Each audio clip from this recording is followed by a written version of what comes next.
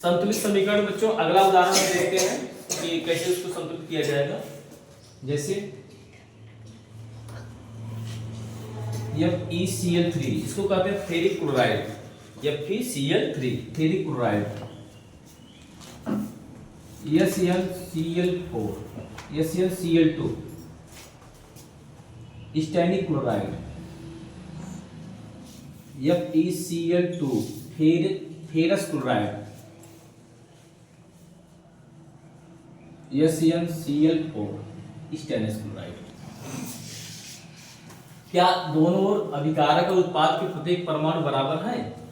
देखिए चेक कर लेते हैं क्या यह संतुलित समीकरण है। Fe1 ठीक है, संतुलित है। क्लोरीन 3 2 5 देख लेते हैं बच्चों। इधर Fe बराबर कितना है हमारा, इस साइड में Fe बराबर कितना है 1 है। Cl बराबर कितना है 3 2 5 है। Sn कितना है 1 है। इधर देख लेते हैं Fe कितना है 1 है और Cl कितना है 6 और Sn कितना है 1। क्या इस समीकरण को हम संतुलित समीकरण कहेंगे?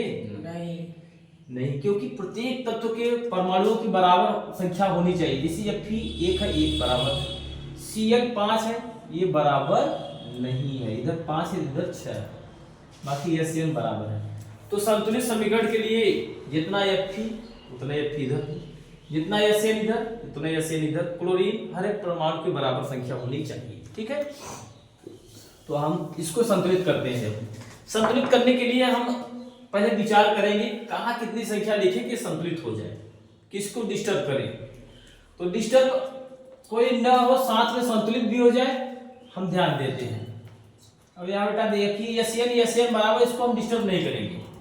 जब भी डिस्टर्ब करेंगे यहाँ पर Fe के साथ, ठीक है, यहाँ लिख देते हैं हम 2FeCl3 plus SnCl4 SnCl2 is equal to 2FeCl2 plus SnCl4।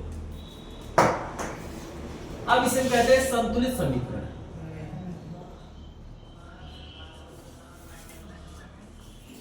संतुलित समीकरण, ठीक है। और यह वाला क्या है, असंतुलित है।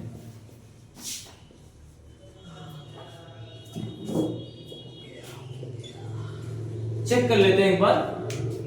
2 1 का 2 2Fe 2 1 का 2 2Fe 2 3 6 क्लोरीन 6 2 8। इधर क्लोरीन 2 दूना 4 और 4 8 क्लोरीन। Sn बेटा Sn 1 इधर Sn 1, पूरा समीकरण संतुलित है, ठीक है।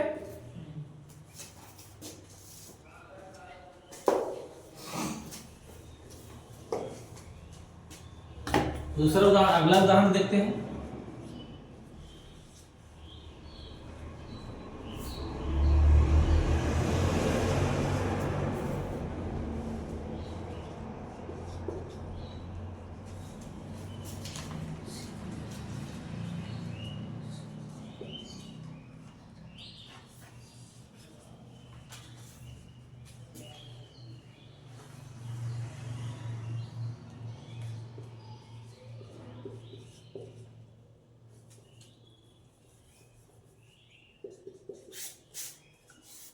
कैल्शियम कार्बोनेट, इसे खड़िया संगमरमर 4 कैल्शियम कार्बोनेट CaCO3 और सोडियम परमाणु से क्रिया कराते हैं। ये देखते हैं कि sodium NaCO3 Na2CO3 plus Ca, देखते हैं क्या है, संतुलित है। कैल्शियम इधर 1 है, कैल्शियम 1 है, ठीक है, बराबर है। कार्बन कार्बन बराबर, ऑक्सीजन 3 बराबर, सोडियम 1 सोडियम। क्या करेंगे अभी, 2 का यहां गुणा कर लेते हैं, 2 सोडियम यहां पर हम रख लेते हैं, ठीक है। इसको उतार लीजिए, लिख लीजिए, नोट कर लीजिए।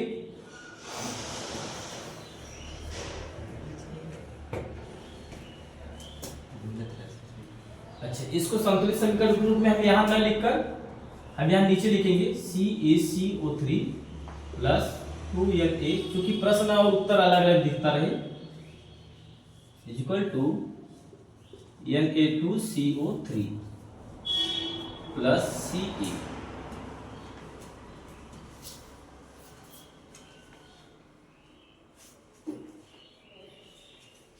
अगला उदाहरण देखते हैं। K2SO4,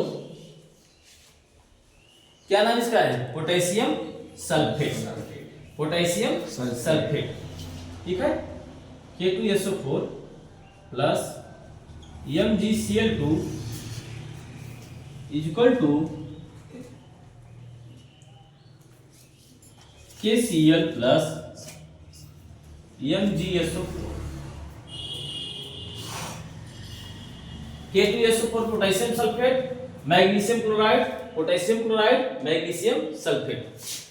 अब देखते हैं बच्चों, इसमें कि इधर 2 है, इधर के 1 है, SO4 एक यस 2 ऑक्सीजन, 1 सल्फर 4 ऑक्सीजन, ठीक है, बराबर है Mg1 क्लोरीन 2 क्लोरीन 1, ठीक है। Mg1 है, Mg1 इधर भी है, Mg माने मैग्नीशियम होता है, एक Mn होता है उसे मैग्नीज बोलते हैं। अब यहाँ क्लोरीन 2 है, क्लोरीन 1 है, पोटेशियम 2 है, पोटेशियम दोनों एक साथ है, या सीधे सीधे हम 2 का गुणा कर लेते हैं यहाँ पर। K2SO4 plus MgCl2 equal to 2KCl plus MgSO4। ये G है, इसको G समझिए, G है, Mg। मार्कर कहीं कहीं सही अच्छे से नहीं चल पा रहा है। अब यह संतुलित समीकरण है, तो किसी भी असंतुलित समीकरण को हम संतुलित करने के लिए ऐसे ही विधि का उपयोग करते हैं कि अभिकारक और उत्पाद दोनों और प्रत्येक तत्वों के परमाणु की संख्या बराबर हो तो उसे हम संतुलित समीकरण बोलते हैं। अगर बराबर नहीं है तो उसे हम असंतुलित समीकरण करते हैं। जैसे एक समीकरण और फिर दे रहे हैं, उसको देखिए।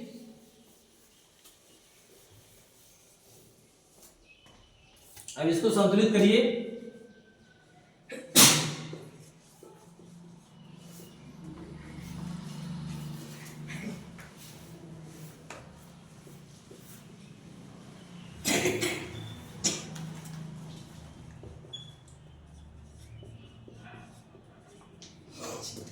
सोडियम बाइकार्बोनेट, क्या कहते हैं इसको? Sodium bicarbonate, sodium bicarbonate. Sodium bicarbonate को गर्म करते हैं बच्चों तो यह अपघटित हो जाता है, गर्म करते हैं तो यह अपघटित हो जाता है। अपघटित माने अपने अवयवों में टूट जाना, तो बनता है sodium carbonate, sodium carbonate, sodium carbonate. और जल कुछ भाप के रूप में गर्म करेंगे तो पानी निकलेगा, किसी विलयन को गर्म करेंगे उससे वाष्प के रूप में पानी निकलेगा, जल। और यह क्या है? कार्बन डाइऑक्साइड, काडा, साथ इसको बोलते हैं काडा, कार्बन डाइऑक्साइड। देखते हैं क्या सभी हर प्रकार से संतुलित है। अगर संतुलित नहीं तो इसको संतुलित करिए, संतुलित करिए। 1 मिनट समय देते हैं, संतुलित करिए।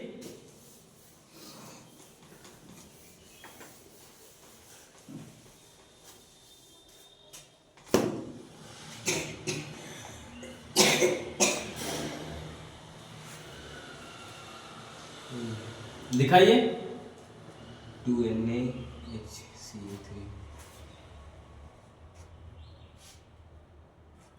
ठीक है, देखिए लकीर।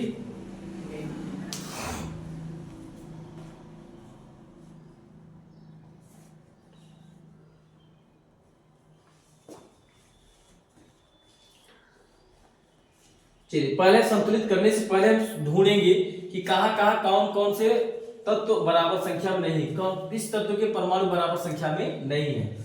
सोडियम देखते हैं, 1 है, सोडियम 2 है। चलिए यही समस्या होगी, 1 है और यहाँ सोडियम कितना है? 2 है। बाकी देखते हैं, हाइड्रोजन 1 है, हाइड्रोजन 2 है, यहाँ पर भी समस्या। हाइड्रोजन 1 है, हाइड्रोजन 2 है, यहाँ पर भी समस्या आ गया। कार्बन कार्बन 1 है और कार्बन यहाँ कितना है 2 है, अरे सॉरी यहाँ पर 1 है प्लस यहाँ पर 1 है, अर्थात कार्बन टोटल कितने हुए यार इधर 2 हुए। ऑक्सीजन इधर कितना है 3 है, ऑक्सीजन 3 है इधर ऑक्सीजन कितने हैं 3 और 1 4 और 4 2 6। मैंने देख क्या रहे हैं हमें देखने को मिल रहा है कि नाइट्रोजन इधर क्या है भाई, सोडियम कितना है 1 है, सोडियम 1 है तो सोडियम इधर कितना है 2 है, हाइड्रोजन 1 है तो हाइड्रोजन 1 है इधर, तो इधर हाइड्रोजन कितने हुए टोटल 2 हुए, और कार्बन इधर 1 है, इधर कार्बन कितने 1 यहाँ 2 कार्बन हुए। ऑक्सीजन यहाँ पर 3 है, ऑक्सीजन यहाँ पर 3 और 4 4 2 6, माने प्रत्येक तत्व के परमाणु इधर की अपेक्षा इधर क्या है 2 गुने है। जब 2 गुने हैं तो हम इसी में 2 से गुणा कर देंगे, जब 2 से गुणा कर देंगे तो 2 संख्या का गुणा प्रत्येक परमाणु में हो जाएगा, हाइड्रोजन में, सोडियम में, हाइड्रोजन में, कार्बन में, ऑक्सीजन में, सब में हो जाएगा गुणा। तो हम सीधे से यहाँ संतुलित करने के लिए क्या लिखेंगे 2NaHCO3। ठीक है बेटा, क्योंकि प्रत्येक तत्व का परमाणु जितना इधर है उसी के जस्ट इधर डबल है, तो क्यों ना 2 का गुणा कर ले, इधर सब कुछ बराबर हो जाएगा 2NaHCO3। इसको फिर गर्म कर रहे हैं आप, अब बन रहा है आपका Na2CO3 plus H2O plus CO2, बस सब कुछ संतुलित। ठीक है, एक उदाहरण और देखते हैं। SO2 plus O2 equal to SO3।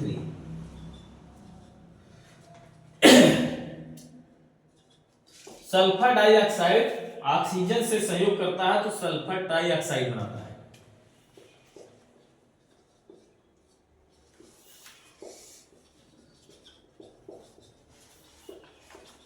Sulphur dioxide oxygen से संयोग करता है तो बनाता है सल्फर ट्राइऑक्साइड।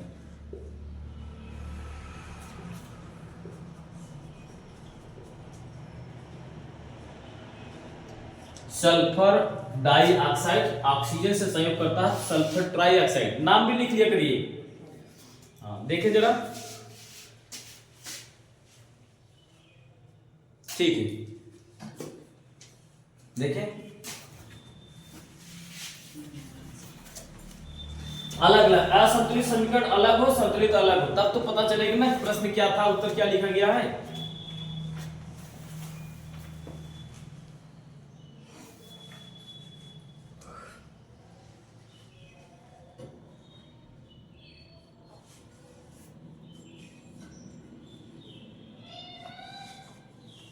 जल्दी करिए, 1 मिनट का सवाल है, 1 मिनट का सवाल है बच्चों,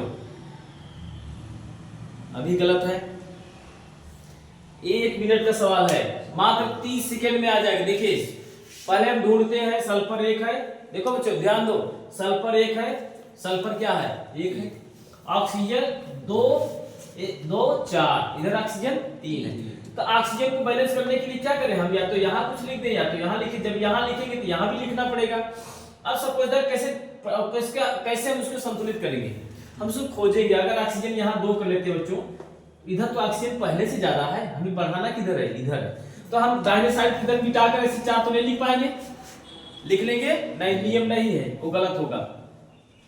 ठीक है, जब भी हम लिखेंगे इसके बाएं साइड कुछ गिनती लिख सकते हैं, हम यहाँ पर लिख सकते हैं, जैसे हम यहाँ लिखे 2 लिखे, 2 तिहाई 6, 3 के पहाड़ 2 पढ़िए, 3 गुना 6 हो गया। अब 6 इधर भी हमें करना है, तो हम क्या कर सकते हैं, 2 ऑक्सीजन यहाँ लिख सकते हैं, तो 2 दूना 4 4 2 6, लेकिन हमारा सल्फर डिस्टर्ब हो गया, सल्फर भी बराबर होना चाहिए, इसलिए हम कैसे जानेंगे कहाँ में लिख रहे हैं, ये चीज हम बता रहे हैं। बराबर ऑक्सीजन करने के लिए हम यहाँ भी 2 लिख सकते थे, 2 दूना 4 4 2 6 ऑक्सीजन हो गया, लेकिन सल्फर भी तो डिस्टर्ब है। अब यहाँ सल्फर को 2 किए तो सल्फर को भी हमें हर हाल में 2 करना है, तो हम पहले सल्फर को बराबर करेंगे। जब सल्फर बराबर हुआ, लेकिन इसको संतुलित करने के लिए बच्चों हम दूसरे समीकरण का प्रयोग करते हैं। इसमें ये तो प्रश्न हुआ हमारा, आंसर लिखने के लिए हम यहाँ SO2 और प्लस O2 असंतुलित समीकरण को लिखने के लिए हम यहाँ थोड़ा जगह छोड़ेंगे प्लस के बाद, यहाँ तो जगह रहेगा ही, यहाँ भी थोड़ा जगह छोड़ते हैं कि आवश्यकता पड़ने पर हमें कोई संख्याएं लिखनी पड़ेगी, तो कहाँ लिखेंगे? तो क्या करते हैं बच्चों, यहाँ पर 2 गुणा कर लिए हम, 2 तिहाई 6। पहले इसको हम अपने तर्क में इसको देख लेते हैं कि क्या यहाँ पर 2 लिखना सही पड़ेगा, तो अपने मन से पहले समझ लेते हैं। 2 तिहाई 6 ऑक्सीजन हो गया, 6 ऑक्सीजन हो गया भाई। यहाँ लिखे 2 दूना 4, 4 2 6 ऑक्सीजन होगा, प्लस साथ में 2 1 का 2 सल्फर, 2 1 का 2 सल्फर, तो ये सही होगा, तो हम ये लिख देंगे 2। अब 2 1 का 2 सल्फर, 2 1 का 2 सल्फर बराबर 2 दूना 4 ऑक्सीजन, 4 2 6 ऑक्सीजन, 2 तिहाई 6। ठीक बेटा, तो आप संतुलित समीकरण को संतुलित करना पहचान गए, और समीकरण असंतुलित है उसकी पहचान कर लेंगे, उसको कैसे संतुलित किया जाएगा उसको कर लेंगे। ठीक है, तो आज क्लास यही खत्म, आज क्लास यहीं पर समाप्त करते हैं।